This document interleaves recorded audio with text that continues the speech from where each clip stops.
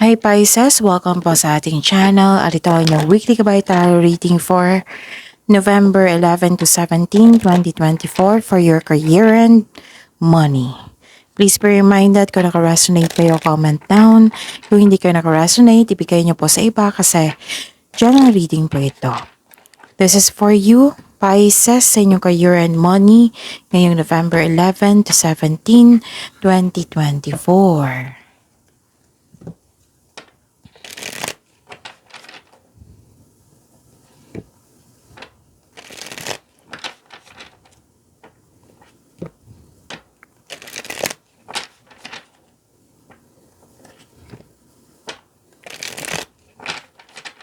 Para po ito sa inyo, Pisces, ngayong November 11 to 17, 2024 for your career and money. Maraming salamat po sa inyong patuloy na suporta at maraming salamat din po sa mga hindi nag-skip ng ads. Gamitin ang reading na ito bilang gabay lamang sa mga hindi pa nag-subscribe, subscribe na po kayo at click bell notification para malaman nyo na may bago tayong video. Para sa mga gustong magpa-reading po, may lumabas dyan sa screen nyo ngayon. Panoorin niyo po at sundin ng instruction. Calling the attention sa mga suki ko dito na Pisces, open na po ang inyong monthly kabay tarot reading for November 2024. May 6 months from now reading tayo at love life reading po. So message me Pisces for schedule. Maraming salamat po.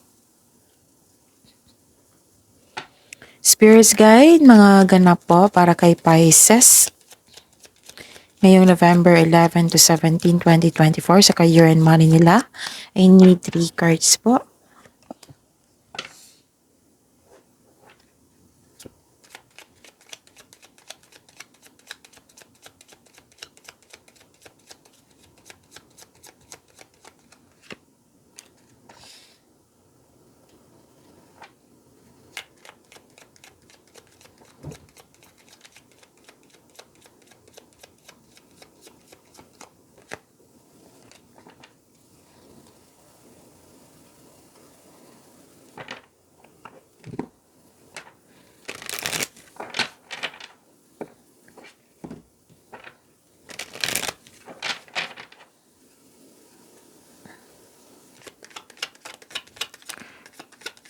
Spirits Guide, mga mensahe po sa career and money ni Pisces ngayong November 11 to 17, 2024. I need 2 cards po. Career and money po.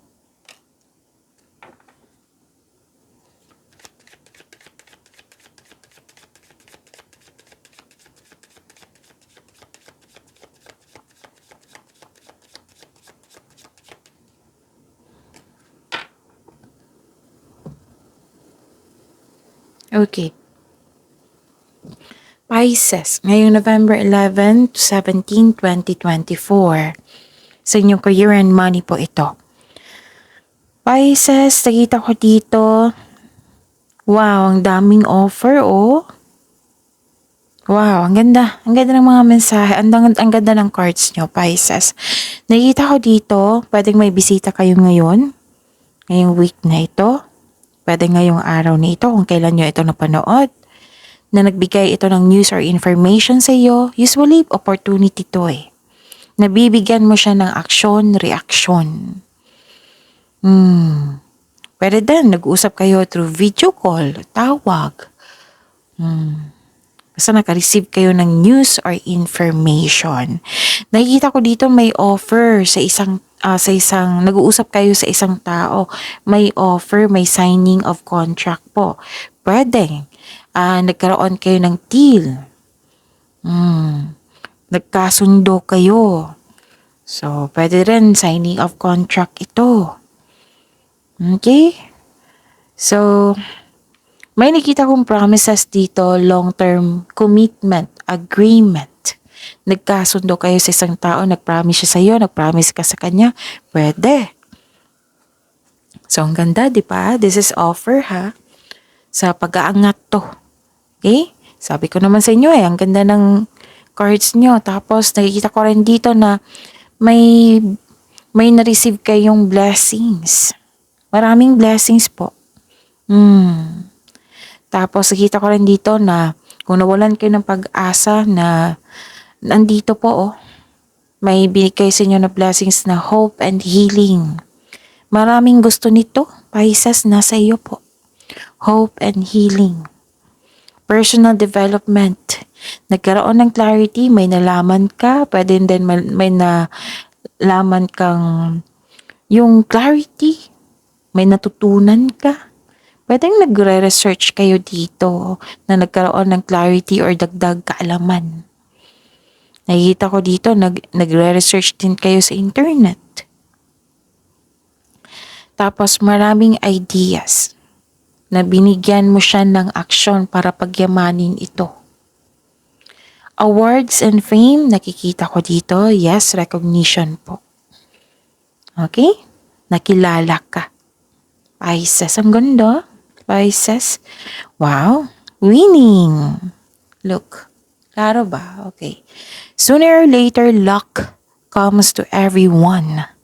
Don't spend everything at once. Like for example, pera ito na dumating sa inyo.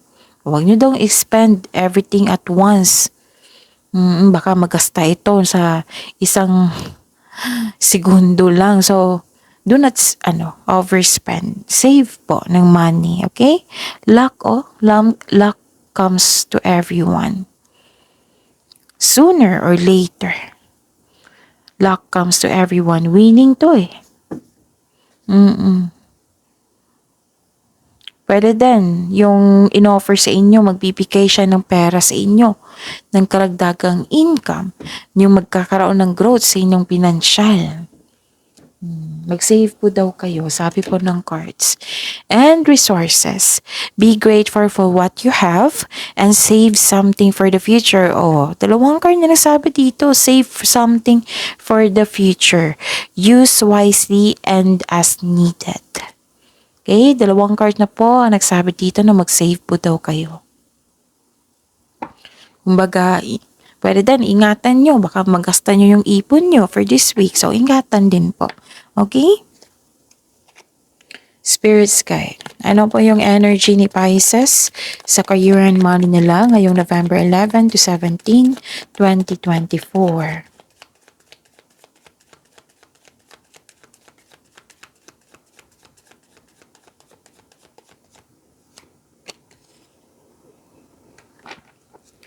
The clarification of this card po.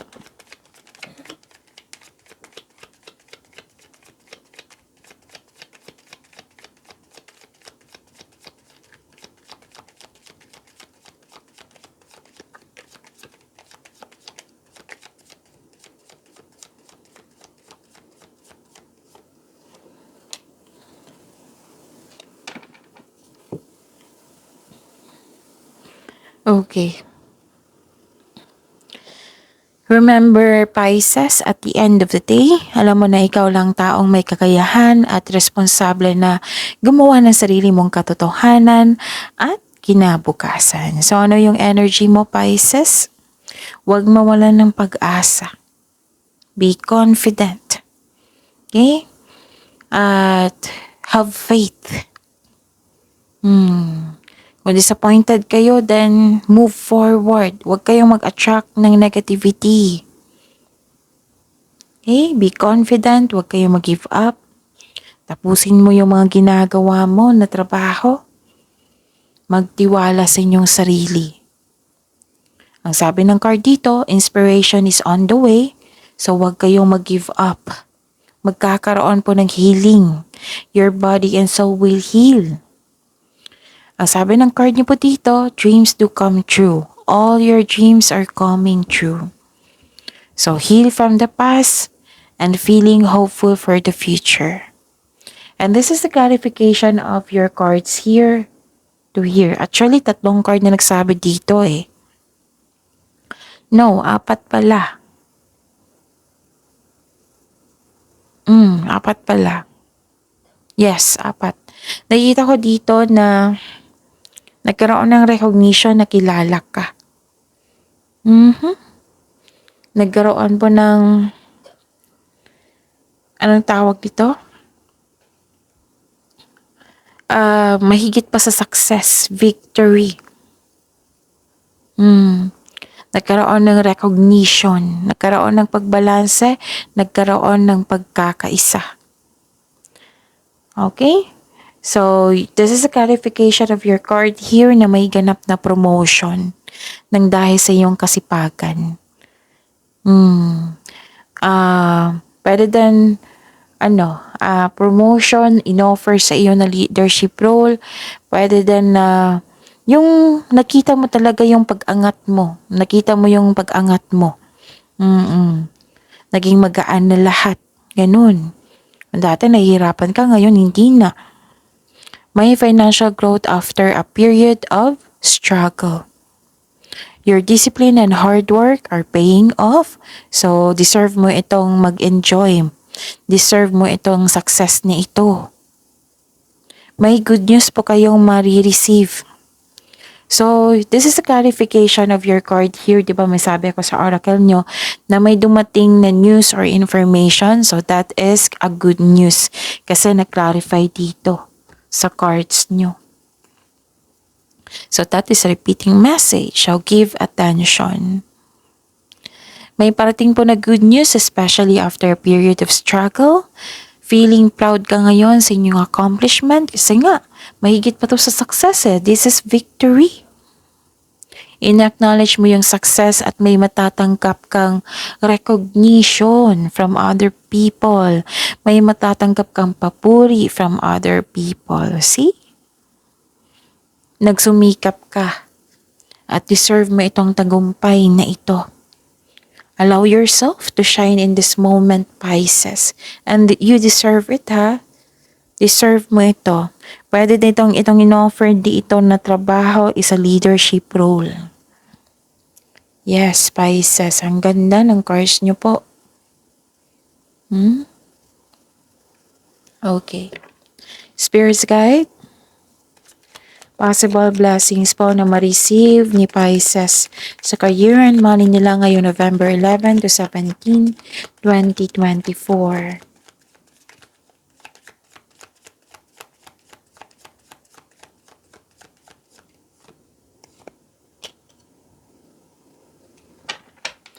And the clarification of this card po.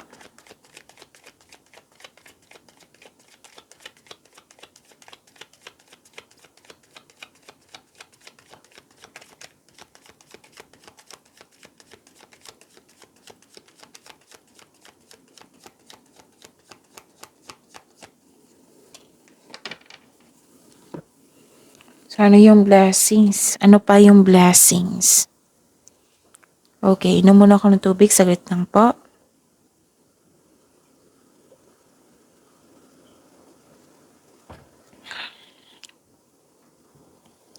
Okay.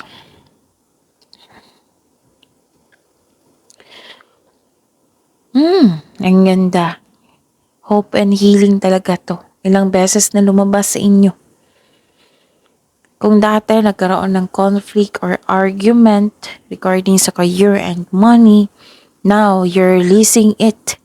Nagkaroon ng pag-let go sa grudges. Actually, may gustong bumalik dito galing sa nakaraan. Pwedeng kayo ito or isang tao talaga. Pero mag-ingat kayo sa kanya ha kasi may nakita ko ditong may gusto siyang kunin sa iyo. So, mag-ingat. Ayaw niyang mag-give up. Pero dito, pinili mong magkaroon ng yung pag-release ng old grudges in order to move forward. May pagpatawad na mangyayari po. Pwedeng pagpatawad ito na hindi na kailangan kausapin siya. Ginawa mo ito para ma-forgive mo din yung sarili mo, yung sitwasyon, siya, at ginawa mo ito para magkaroon ng peace of mind, para maka-move forward ka na rin. Kaya this card advise you to accept and forgive yourself. Forgiveness nakikita ko dito. Healing din. So that is the biggest blessing. Okay? So yun. Ano pa? Nakikita ko rin dito na Yun. Pwedeng may delay na nangyari. Pwedeng may tuto sa inyong goal.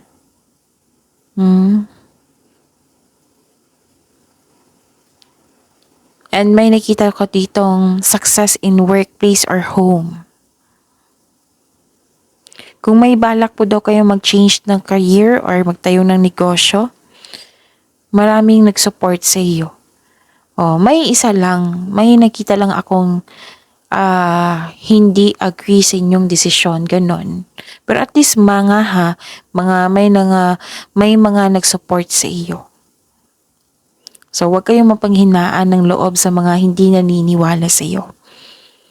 As long na naniniwala ka sa iyong sarili, move forward. That's enough. So, magtiwala lang kayo sa inyong sarili. Okay? Tapos, pwedeng may naalala kayong disconnection sa isang tao talaga. Kailangan mo lang maging mapagpasensya. Actually, may dito, fulfillment sa pangarap, success in workplace and home, may changes, ganon. Naninibago pa kayo, pero nakita ko dito na nag-move forward kayo kasi nga may blessings na na-receive kayo, which is healing also, at maraming ideas na gustong gawin, nabibigyan mo siya ng desisyon, mabibigyan mo siya ng action. Magpatuloy ka pa rin kahit may tutol. Okay, focus kayo sa binigay na blessings sa inyo, pagyamanin nyo. Huwag kayong mag-focus sa mga hindi naniniwala sa iyo. Okay? Spirit's Guide. Challenges na ma-overcome po ni Pisces sa career and money niya ngayong November 11 to 17, 2024. And the clarification of this card po.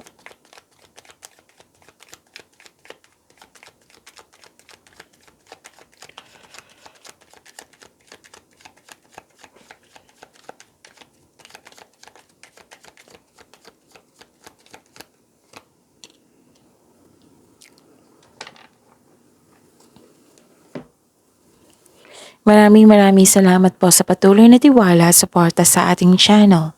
At maraming salamat din po sa mga hindi nag-skip ng ads. Habaan ng pasensya. Be confident. Huwag niyo hayaan na mangibabaw yung weakness po. And yun, huwag kayong mag-doubt sa inyong strength. Be confident. Huwag niyo hayaan maging weak kayo. Huwag kayong mag-give up. Trust yourself, Pisces. Pwedeng uncomfortable ka talaga sa changes na ito sa inyong career and money. From here to here. Uncomfortable ka. That's very normal kasi pagbabago eh. Pero ma-adapt mo rin yan. Kasi ang tanong dito is challenges na ma-overcome. Ma-overcome niyo po yan. Don't worry. Basta tulungan niyo po yung sarili niyo. Okay, Pisces? And the advice, have faith in the universe. Face your fears with self-confidence and courage. You don't know your own strength until it is tested. Feel your fears and take action. Okay? Maging malakas. Ano pa? Nakita ko rin dito, nagkaroon ng stagnation. Na may araw na nagkaroon ng stagnation or inability to move forward.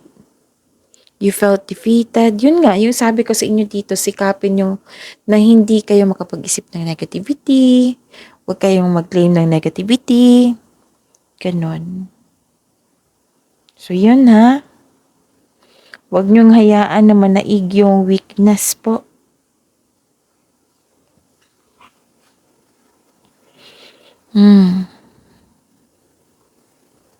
Dalawang card na kasi nagsabi dito, kailangan mo lang talaga na magiging confident. Mag-focus po kayo sa new direction. Kasi may nakita rin akong away dito dahil sa hindi naging successful yung plano nyo or hindi naka-move on. At kung gagawa po daw kayo ng konkretong plano, siguraduhin nyo talaga kung karapat-dapat yan. Impulse control ay kailangan in order to grow and take action in a positive direction. Yan po ay kailangan ngayon. So, yun. Huwag kayong mag-hesitate to take an action. Kung nagkaroon kayo ng hesitation, meaning to say, hindi yan konkretong plano. So, pag-usayan nyo na makabuo kayo ng konkretong plano. Okay? Para magiging confident kayo. Pagyamanin nyo yung blessings sa binigay sa inyo. Ang dami dito, Pisces. See you tomorrow. Please like, subscribe, and click the button for notification para updated po kayo sa daily tarot reading natin. Maraming salamat po.